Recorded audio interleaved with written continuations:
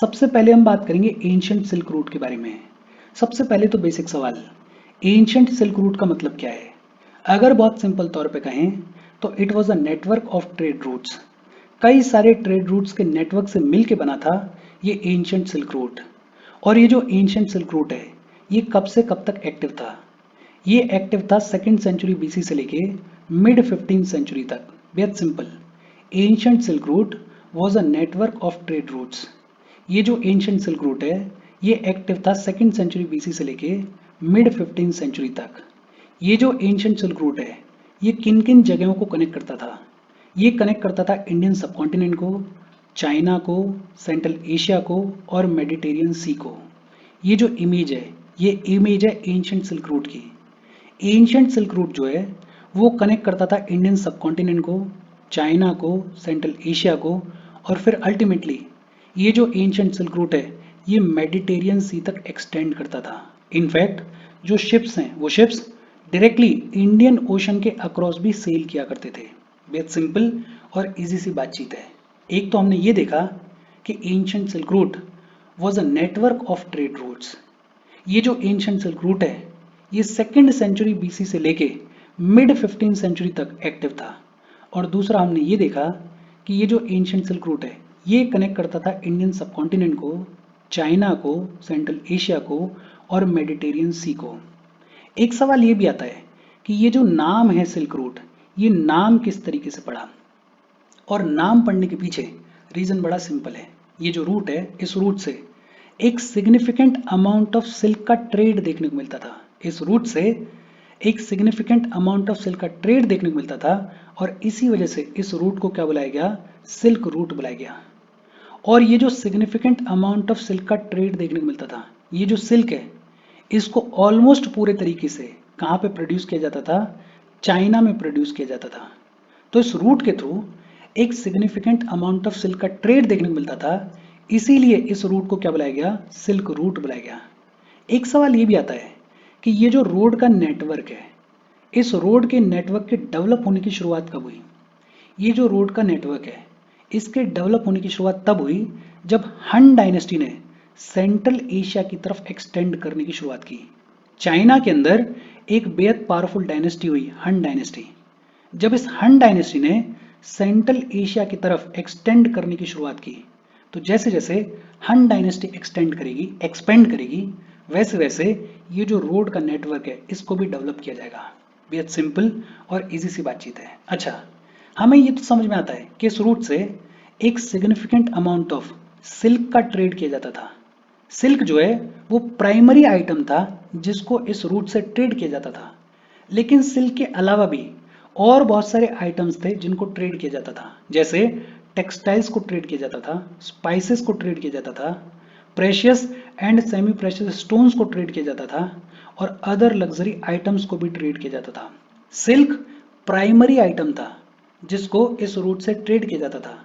लेकिन सिल्क के अलावा टेक्सटाइल्स को ट्रेड किया जाता था, स्पाइसेस को ट्रेड किया जाता था, precious and semi precious stones को ट्रेड किया जाता था और अदर लग्जरी आइटम्स को भी ट्रेड किया जाता था। इंडिया के अंदर अगर बात करें तो इंडिया के अंदर ये जो एंशियंट सिल्क रोड है, ये एंशियंट सिल्क रोड किन किन एरियाज को मेनली कवर करती थी? ये कवर करती थी बिहार को, जम्मू एंड कश्मीर को, लद्दाख को, पंजाब को, महाराष्ट्र को, पुडुचेरी को, तमिलनाडु को, उत्तर प्रदेश को और उत्तराखंड को। इंडिया के अंदर ये जो एंशियंट सिल्क रोड है ये मेनली किन किन एरियाज को कवर करती थी? ये कवर करती थी बिहार को, जम्मू एंड कश्मीर को, लद्दाख को, पंजाब को, महाराष्ट्र को, पुडुचेरी को, तमिलनाडु को, उत्तर प्रदेश को और उत्तराखंड को। इनफैक्ट इंडिया के अंदर 12 मेन सिल्क रोड की ऐसी साइट्स हैं जिनको यूनेस्को वर्ल्ड हेरिटेज साइट्स की टेंटेटिव लिस्ट में डाला गया है। इंडिया के अंदर 12 मेन सिल्क रोड की ऐसी साइट्स हैं जिनको यूनेस्को वर्ल्ड हेरिटेज साइट्स की टेंटेटिव लिस्ट में डाला गया है। कौन कौन सी 12 साइट्स हैं? एक है ruins of ancient Vaishali. Bihar में जो एंशियंट वैशाली के रुइंस देखने को मिलते हैं उनको इस लिस्ट में डाला गया है। दूसरा, remains of Vikramshila ancient university. Bihar में ही जो विक्रमशिला एंशियंट यूनिवर्सिटी के रिमेन्स हैं उनको भी इस लिस्ट में डाला गया है। फिर इसके अलावा कुशीनगर उत्तर प्रदेश में जो बुद्धिस्ट रिमेन्स हैं उनको भी इस लिस्ट में डाला गया है। उत्तर प्रदेश में ही 3 साइट्स हैं, कौन कौन सी? एक श्रावस्ती है, एक कौशाम्बी है और एक अची चत्र है। श्रावस्ती, कौशाम्बी और अची चत्र, इनको भी इस लिस्ट में डाला गया है। पंजाब में जो ancient site and Buddhist stupa देखने को मिलता है, उसको भी इस लिस्ट में डाला गया है। इसके अलावा अरिका मेदु को भी इस लिस्ट में डाला गया है। तमिलनाडु में जो कावेरी पट्टनम पे रिमेन्स एक्सकेवेट किए गए हैं, उनको भी इस लिस्ट में डाला गया है। जम्मू एंड कश्मीर में जो एंशिएंट मोनेस्ट्री एंड स्तूपा देखने को मिलता है एट हरवान, उसको भी इस लिस्ट में डाला गया है। महाराष्ट्र में जो बुरुद कोट देखने को मिलता है, ये जो बुरुद कोट है, इसको भी इस लिस्ट में डाला गया है। और दिल्ली में जो इंद्रप्रस्थ है, उस इंद्रप्रस्थ को भी इस लिस्ट में डाला गया है।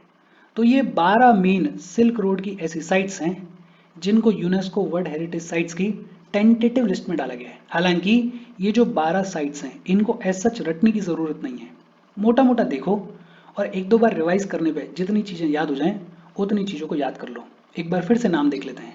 एक तो बिहार में जो एंशिएंट वैशाली के रूइंस देखने को मिलते हैं, उनको इस लिस्ट में डाला गया है। दूसरा, विक्रमशिला एंशिएंट यूनिवर्सिटी की जो रिमेन्स हैं, उनको भी इस लिस्ट में डाला गया है। कुशीनगर उत्तर प्रदेश में जो बुद्धिस्ट रिमेन्स देखने को मिलते हैं, उनको भी इस लिस्ट में डाला गया है। उत्तर प्रदेश में श्रावस्ती, कौशाम्बी और अची चत्र, इनको भी इस लिस्ट में डाला गया है। पंजाब के अंदर जो एंशिएंट साइट और बुद्धिस्ट स्तूपा देखने को मिलता है, उसको भी इस लिस्ट में डाला गया है। अरिका मेदु को भी इस लिस्ट में डाला गया है। तमिलनाडु में कावेरी पट्टनम पे जो रिमेन्स एक्सकेवेट किए गए, उनको भी इस लिस्ट में डाला गया है। जम्मू एंड कश्मीर हरबान में जो एंशिएंट मोनेस्ट्री और स्तूपा देखने को मिलता है, उसको भी इस लिस्ट में डाला गया है। महाराष्ट्र में जो बुरुद कोट है, उसको भी इस लिस्ट में डाला गया है। और दिल्ली में जो इंद्रप्रस्थ है, उसको भी इस लिस्ट में डाला गया है। अच्छा, लद्दाख जो है, Ladakh was the central point on silk route between India and central Asia. India और सेंट्रल एशिया को कनेक्ट करने वाला सिल्क रूट के ऊपर जो सेंट्रल पॉइंट था, वो कौन सा था? वो था लद्दाख। और हमें ये ऑलरेडी पता है कि ये जो लद्दाख है, it was an important centre of Buddhism as well. Buddhism का बेहद इंपॉर्टेंट सेंटर हुआ करता था लद्दाख।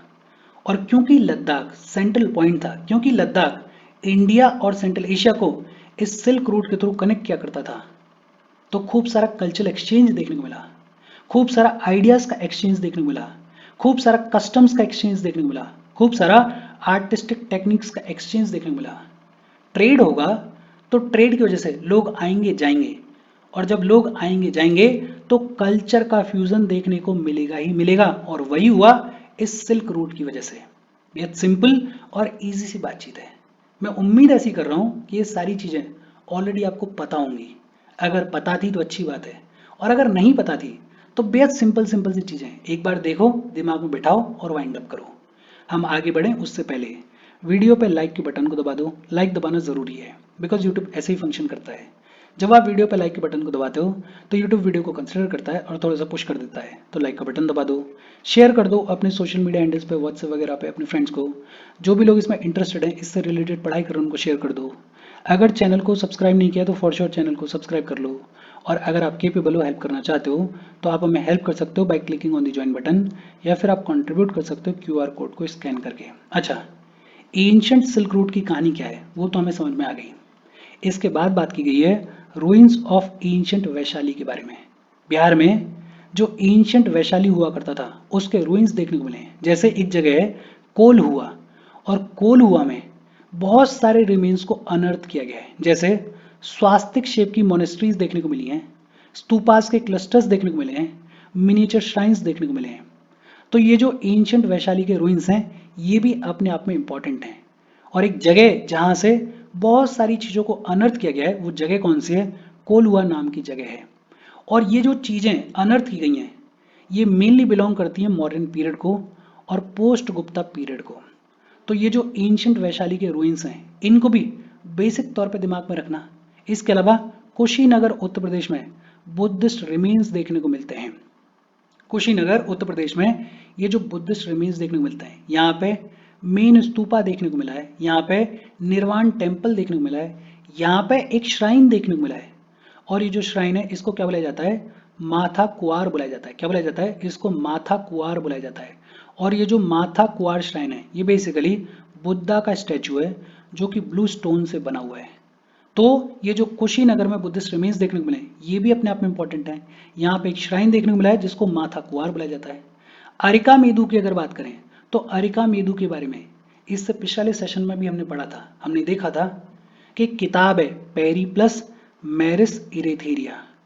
ये जो किताब है पेरिप्लस मैरिस इरेथेरिया, इसमें ये जो अरिका मेदु है इसको पोडू के नाम से मेंशन किया गया है। किस नाम से मेंशन किया गया है? पोडू के नाम से मेंशन किया गया है। और पोडू के क्या हुआ करता था? मार्केट प्लेस हुआ करती थी। मार्केट प्लेस हुआ करती थी पोडू के। इसी पोडू के को आज की डेट में क्या बुलाया जाता है? अरिका मेदु बुलाया जाता है। ये जो अरिका मेदु नाम की जगह है यहाँ पे ट्रेड के खूब सारे एविडेंसेस देखने को मिलते हैं, जैसे ग्लास बीड्स मिले हैं, जैसे शेल्स मिले हैं, जैसे एम्फोरा जार्स मिले हैं। इनफैक्ट अरिका मेदु के लिए यूनेस्को क्या कहता है? यूनेस्को कहता है कि अरिका मेदु जो है वो इंडिया में इकलौती ऐसी साइट है जहां पे पोट्री के ऊपर 4 अलग अलग लैंग्वेजेस में इंस्क्रिप्शंस देखने को मिलते हैं। और कौन सी 4 अलग अलग लैंग्वेजेस हैं? एक है प्राकृत, दूसरी तमिल, तीसरी ओल्ड सिनालीज और चौथी लैटिन। अरिका मेदु इंडिया में इकलौती ऐसी साइट है जहां पे पोट्री के ऊपर 4 अलग अलग लैंग्वेजेस में इंस्क्रिप्शंस देखने को मिले हैं। कौन सी 4 लैंग्वेजेस में? प्राकृत, तमिल, ओल्ड सिनालीज और लैटिन। और ये भी क्या दिखाता है कि जब ट्रेड बढ़ता है, जब कमर्शियल एक्टिविटीज बढ़ती हैं, जब लोगों का आना जाना बढ़ता है तो कल्चर का भी फ्यूजन देखने को मिलता है। कल्चर का फ्यूजन हुआ उसी वजह से तो ये जो पोट्री है यहाँ पे इस पे 4 अलग अलग लैंग्वेजेस में इंस्क्रिप्शंस देखने को मिल रहे हैं। बेहद सिंपल और इजी सी बातचीत है। देखो ये जो सारी चीजें हैं इनको बेसिक तौर पे एक एक लाइन में याद रखो। जैसे ये जो एंशियंट वैशाली के रूइंस हैं ये अपने आप में इंपॉर्टेंट हैं। और यहाँ पे एक जो इंपॉर्टेंट साइट है वो कौन सी है? कोलुआ है। फिर ये जो कुशीनगर के बुद्धिस्ट रिमेन्स हैं ये भी अपने आप में इंपॉर्टेंट हैं। और यहाँ पे एक बेहद इंपॉर्टेंट श्राइन देखने को मिलता है जिसको क्या बुलाया जाता है? जिसको माथा कुआर बुलाया जाता है। इसके अलावा areca medu. Areca medu important क्यों है? बिकॉज पेरी प्लस मैरिस एरिथेरिया में इसको पोडुके के नाम से मेंशन किया गया है। और पोडुके क्या हुआ करता था? मार्केट प्लेस हुआ करता था। अरिका मेदु इसलिए भी इंपॉर्टेंट है बिकॉज यूनेस्को ने क्या कहा? यूनेस्को ने कहा कि अरिका मेदु इंडिया में इकलौती ऐसी साइट है जहां पे पोट्री के ऊपर 4 डिफरेंट लैंग्वेजेस में इंस्क्रिप्शंस देखने को मिलते हैं। तो ये छोटी छोटी चीजें हैं, मेंस में आंसर राइटिंग में भी काम आ जाती हैं और प्रीलिम्स में भी कहीं ना कहीं काम आ जाती हैं। तो इनको बेसिक तौर पे दिमाग में रखना। फिर इसके बाद बात आती है ट्रेड एंड इंडियन आर्ट के बारे में। देखो जब ट्रेड ग्रो करेगा तो आर्ट के ऊपर, कल्चर के ऊपर उसका इम्पैक्ट, उसका इन्फ्लुएंस देखने को मिलेगा। इंडिया में भी यही हुआ कि जैसे जैसे ट्रेड ग्रो हुआ वैसे वैसे कल्चर का फ्यूजन देखने को मिला, आर्ट का फ्यूजन देखने को मिला और इसके एविडेंसेस देखने को मिलते हैं। For example Indus valley civilisation की जो सील्स हैं उनके ऊपर बोट्स को रिप्रेजेंट किया गया है। इंडस वैली सिविलाइजेशन की सील्स के ऊपर बोट्स को रिप्रेजेंट किया गया है। जो बहरूद की बास रिलीफ्स हैं, बहरूद की बास रिलीफ्स के ऊपर शिप्स को रिप्रेजेंट किया गया है। और बास रिलीफ का मतलब क्या होता है? बेसिकली किसी सरफेस के ऊपर थोड़ी सी उठी हुई चीज को बनाना, उसको बुलाया जाता है एक तौर पे बास रिलीफ। तो बहरूद में जो बास रिलीफ देखने को मिलती हैं उनके ऊपर शिप्स को रिप्रेजेंट किया गया है। सांची और अमरावती में जो बास रिलीफ देखने को मिलती हैं उनके ऊपर बोट्स को बनाया गया है। गुप्ता पीरियड की जो टेराकोटा सील्स देखने को मिलती हैं उनके ऊपर भी शिप्स को दिखाया गया है। अजंता केव्स के अंदर जो केव नंबर 17 है उसमें श्रीलंका के वॉयजेस को रिप्रेजेंट किया गया है। श्रीलंका के साथ में जो हमारा ट्रेड है उसको रिप्रेजेंट किया गया है। बहरूद में जो रिलीफ्स देखने को मिलती हैं उनमें मार्केट्स दिखाए गए हैं, शॉप्स को दिखाया गया है और स्टोरेज प्लेसेस को दिखाया गया है। मथुरा में जो बास रिलीफ देखने को मिलती हैं उनके ऊपर बुलक कार्ट्स को दिखाया गया है और कंटेम्प्रेरी व्हीकल्स को दिखाया गया है। तो ये तो हमें ऑलरेडी समझ में आता है कि जैसे जैसे ट्रेड ग्रो करता है वैसे वैसे आर्ट में और कल्चर में फ्यूजन देखने को मिलता है। इसके एविडेंसेस बहुत सारे हमारी कंट्री में देखने को मिलते हैं। जैसे इंडस वैली सिविलाइजेशन की जो सील्स हैं उनके ऊपर बोट्स को रिप्रेजेंट किया गया है। बहरूद के जो बास रिलीफ्स हैं उनके ऊपर शिप्स को दिखाया गया है। सांची और अमरावती के जो बास रिलीफ्स हैं उनके ऊपर बोट्स को दिखाया गया है। गुप्ता पीरियड की जो टेराकोटा सील्स हैं उनके ऊपर भी शिप्स को दिखाया गया है। अजंता केव्स में जो केव नंबर 17 है उसमें श्रीलंका के वॉयजेस को दिखाया गया है। मथुरा के जो बास रिलीफ्स हैं उन पे बुलक कार्ट्स को दिखाया गया है, कंटेम्प्रेरी व्हीकल्स को दिखाया गया है। बेहद सिंपल और इजी सी बातचीत है। सेशन को ढंग से देखना, अपने शॉर्ट नोट्स बनाते चलना। कोई अगर डाउट हो तो कमेंट करके पूछ लेना। Thank you very much.